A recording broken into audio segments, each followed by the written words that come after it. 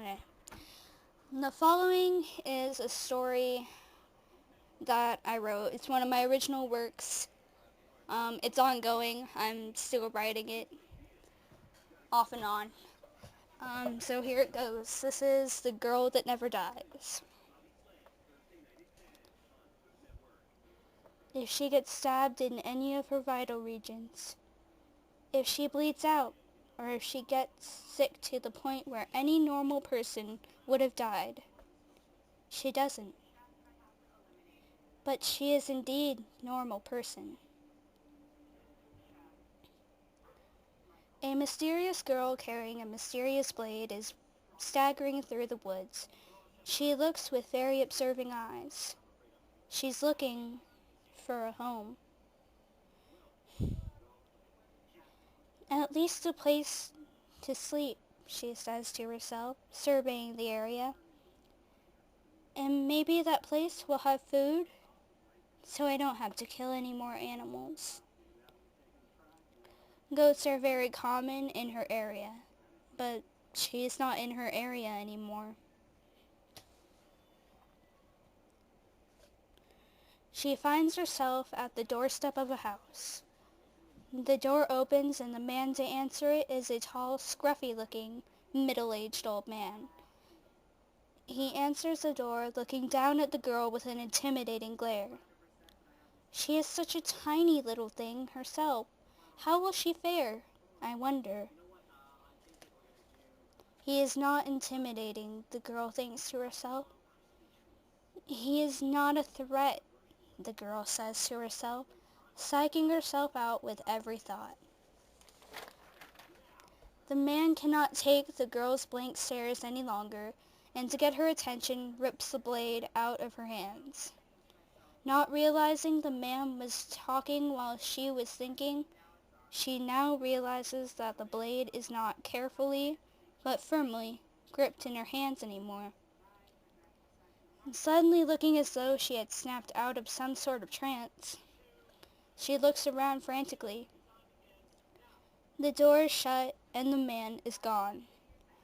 The girl swings the door wide open and charges in. She stops. It's quiet. Too quiet. And empty. Too empty. She looks around the seemingly empty room frantically. She hears something and stops. Is it footsteps?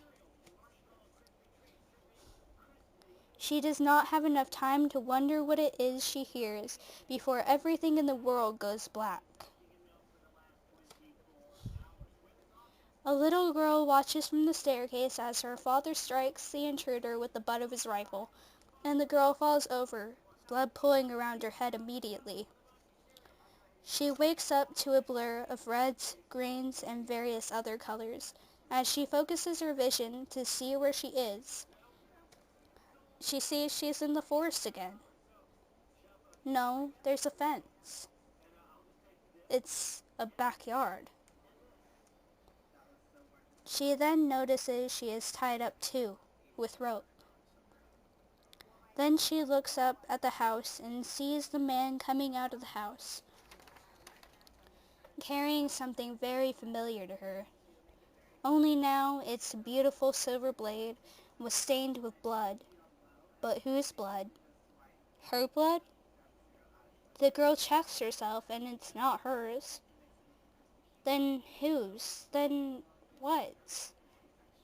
The man walks up slowly and says, "You know, this sword of yours is pretty good for cutting up animals." The girl gasps as he continues, "You know, this sword also has strange markings on it, just like you."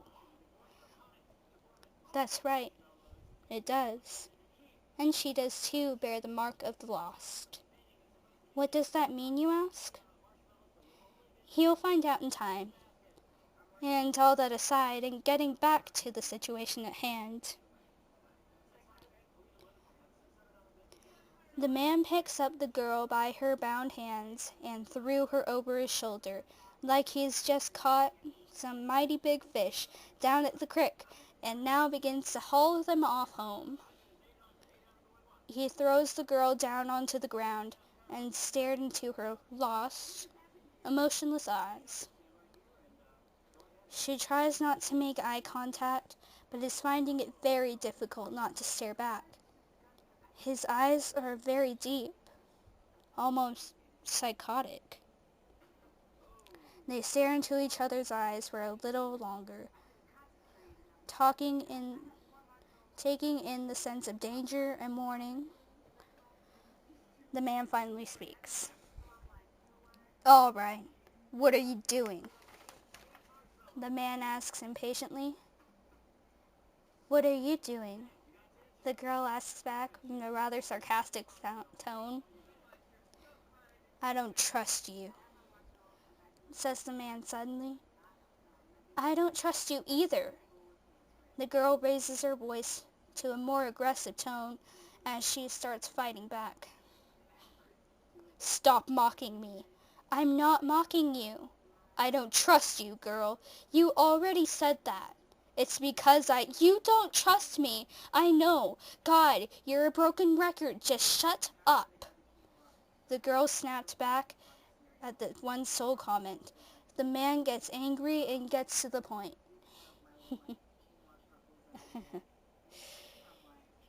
"Listen, girl. You're going to be my slave," is what comes out of his mouth the next time either of them speak.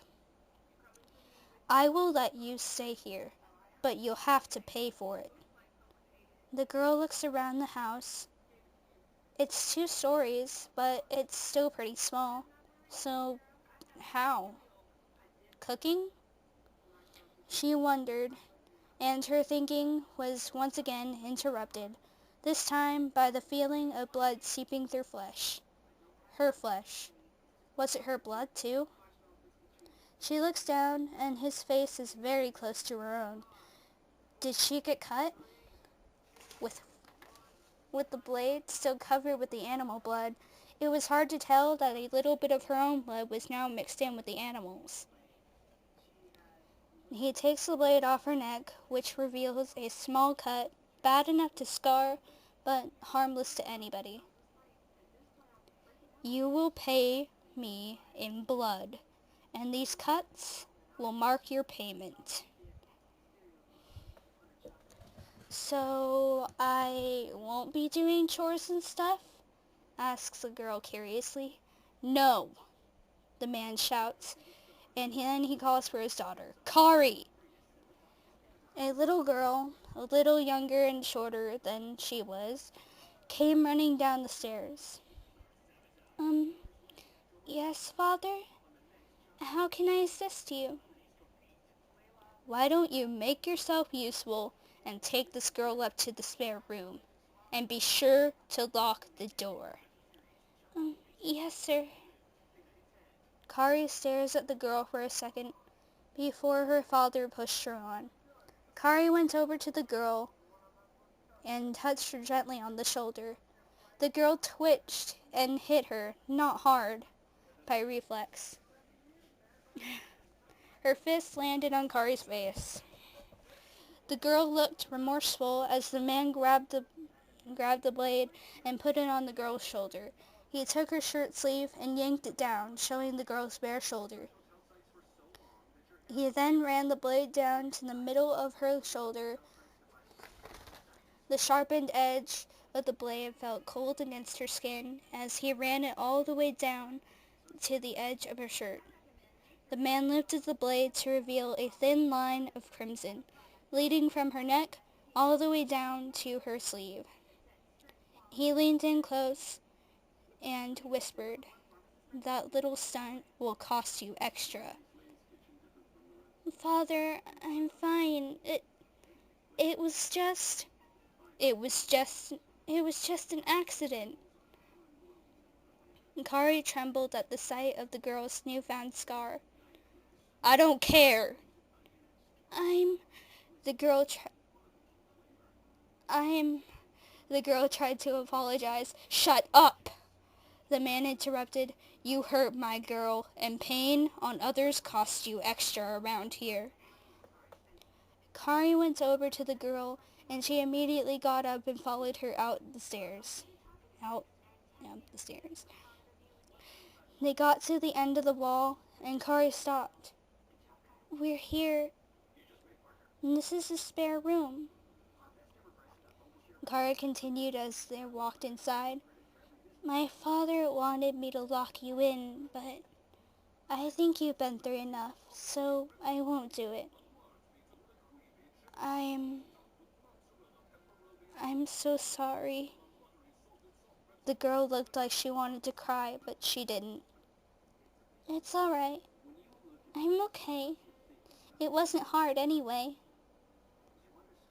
Kari moves closer and sits the girl down on the bed. The dad yells for her, and she looks up at the girl again and pulls her sleeve back down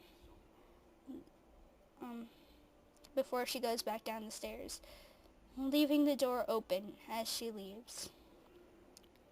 The girl watches as Kari leaves and the door is left open, and then she looks down at her shoulder, which is soaking the shirt with her blood. That little girl pulled the shirt tight and even tied part of it. The girl talked to herself quietly. She laid on the bed and touched her shoulder, and she closed her eyes and tried to fall asleep, not even thinking about what might happen if she did. But she decided to risk it. "What do you want now, Father?" "What I want you to do is to keep an eye on that girl." "Yes, Father. May I have some bandages for her shoulder?" "No." "But if I don't take care of it, she'll bleed to death eventually."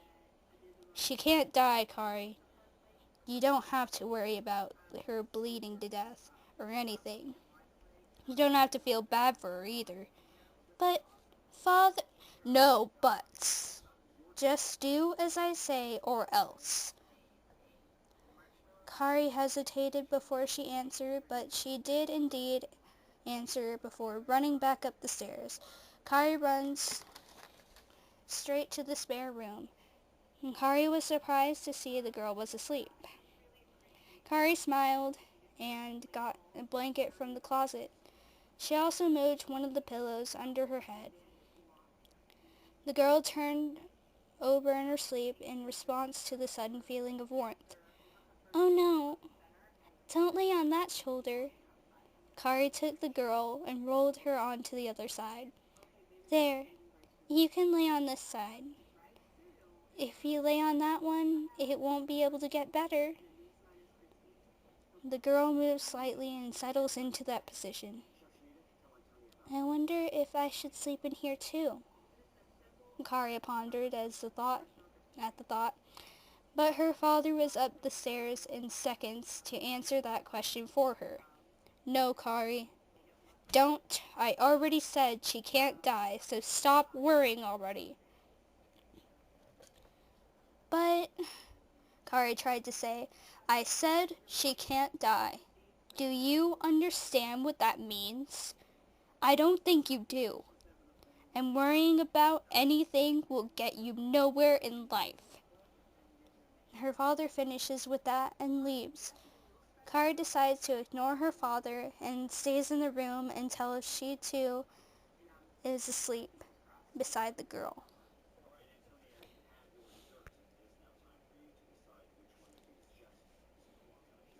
Meanwhile, in another area, another building with the familiar markings of that of the girl and her blade, mysterious cloaked men sit in the dim candlelit light of the main room, which could resemble that of a chapel. They appear to be saying something, but if even if the off chance that someone can hear them during the day or during the night, it's hard to make out exactly what it is they are saying. Chanting. Another man runs into the room, interrupting the other